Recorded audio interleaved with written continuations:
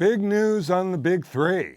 You know their names: SAP SuccessFactors, Oracle, and Workday. A recent Gartner report has found only a minuscule difference in their critical capabilities. What does that mean for you? Welcome to Firing Line. I'm Bill Kutik. Joining us today is the co-author of that report from Gartner, its newest HCM Research Vice President, Melanie Lougee. She's a longtime vendor strategy executive, plus a former HR practitioner, and has other important insights to share not in the report. Melanie, welcome to Firing Line. Thank you for having me, Bill. This report, called Critical Capabilities, that you co-authored with Ron Hanscom, very interesting what you did. You took the vendor capabilities that you discovered in the Magic Quadrant, that proprietary Gartner analytical framework, and you threw them up against four imaginary company types that you and Ron created. You could call them use cases if you want, or company types. So tell us how it all worked out. So it was a little bit surprising, but the big three of SAP SuccessFactors, Workday, and Oracle HCM Cloud, when compared against the use case of core HR plus talent management for global organizations above 5,000 employees, they came in within 4/100ths of a point. 4/100ths of a point. Amazing. So almost a very, almost a negligible amount, really. On a 1 to 5 scale, as usual? On a 1 to 5 scale. God, that's just absolutely nothing.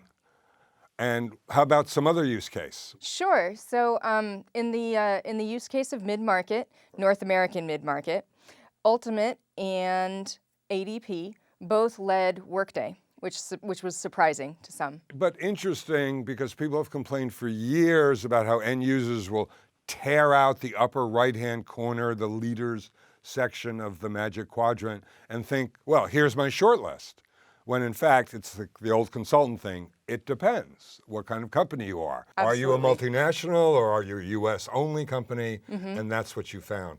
So what does this mean for people who are shopping, who are looking around? I mean, do they throw out their RFPs? What do they look at if not feature and functionality? Now, at this point, it is less valuable to check the boxes on an RFP than it is to take a deeper look at how the vendors are actually meeting those requirements so that you can ensure that your organization's specific needs are best met by that vendor's strengths. Makes perfect sense. People don't always follow it. So I'm sure you've noticed, you've been in the industry a long time, that finance and HCM are being sold together again, and wondered what you thought about that. Why have they been together for 40 years since the mainframe days? Sure. So historically, they were tied to each other. Then in the last decade, HCM started moving to the cloud. And when HCM moved to the cloud, they moved there earlier than finance. So HCM began moving about 10 years ago, finance much more recently.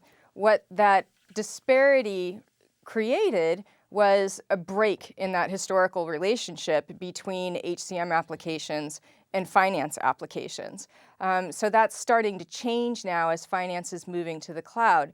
However, there are some advantages. So a consistent user experience, for example, across all of the self-service applications between, say, benefits and expense reporting.